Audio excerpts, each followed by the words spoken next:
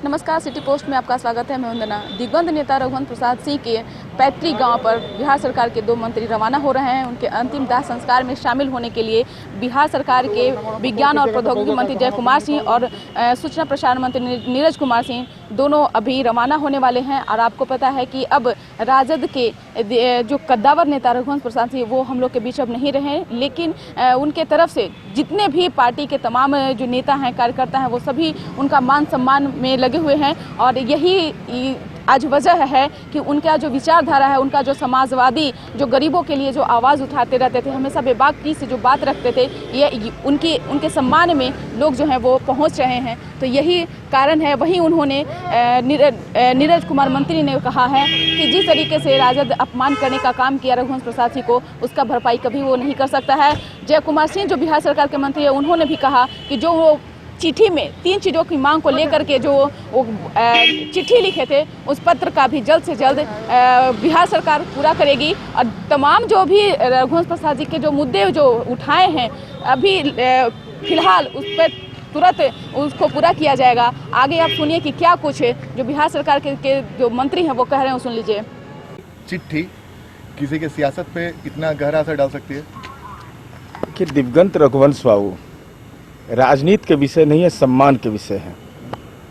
और जो लोग ऐसी बात पर सियासत का एजेंडा तय करते हैं, रघुवंश बाबू की आत्मा को कष्ट दे रहे हैं। उनके शुभचिंतक को, जो उनकी बेबाकीपन था, वो ईमानदारी थी, क्या उसको कटघरे में लाना चाहते हैं? तो ये स्वाभाविक रूप से राजनीति के जो गिरते स्तर हैं उसका प्रकटीकरण है।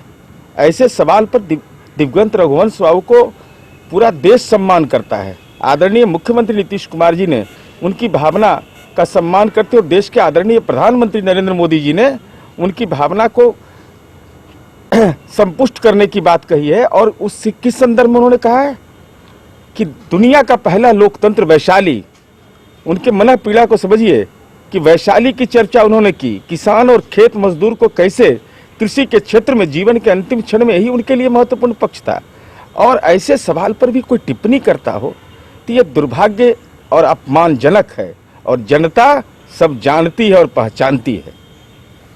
किस तरह से सरकार इस पत्र को देख रही है? क्या देखिए, कल आप देखे होंगे रघुवंश बाबू के निधन के बाद एक बहुत पूरी देश में एक भावुक हुए सभी राजनीतिक लोग। प्रधानमंत्री का भी एक कमेंट आया कि रघुवंश बाबू ने जिन पत्र में जिन बातों को उल्लेख किए हैं उसकी अमल।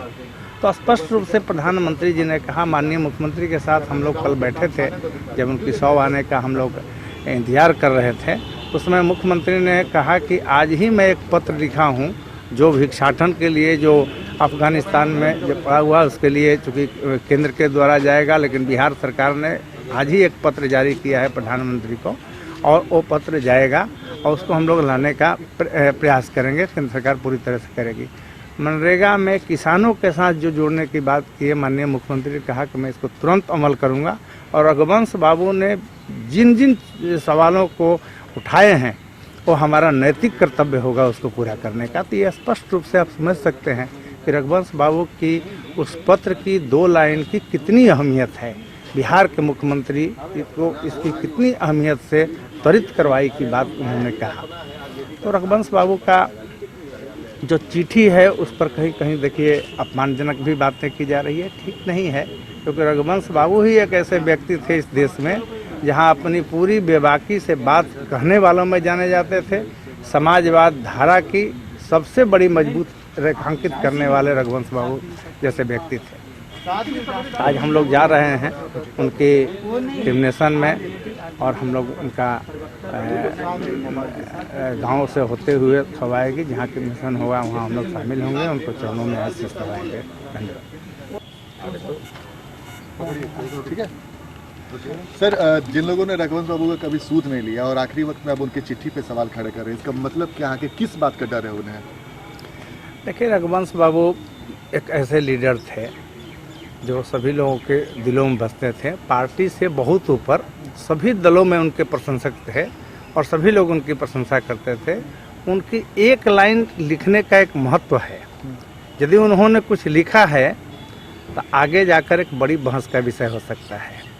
और ये सही बात है कि अंतिम समय में जो उन्होंने निर्णय लिया वो इतने दिनों का पीड़ा का अपनी जब जीवन और मृत्यु से संघर्ष कर रहे थे, तो अपने अंतिम क्षण में उन्होंने एक सही निर्णय लिया।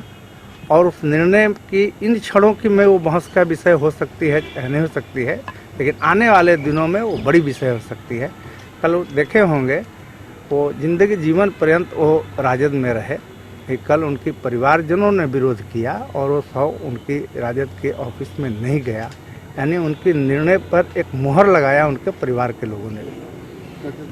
क्या समझा जाए, आखिर किस बात का डर है? नहीं, देखिए, चिट्ठी में सवाल वही बोले कि वो चिट्ठी कोई सामान्य चिट्ठी नहीं है, इसलिए लोगों की डर है कि जो रघुवंश बाबू के निर्णय की सच्चाई जब ये देश और राज्य जानेगी तो उसकी क्या हो सकता है, उस पार्टी पर किस प्रकार की असर हो सकता है, वो लोग जान रहे हैं कि हमारी रघुवंश बाबू की एक लाइन की पत्र हमारी सिद्धांत का जिन बातों को कह रहे थे, हमारी पार्टी की अस्तित्व को मिट्टी में मिल जाएगी।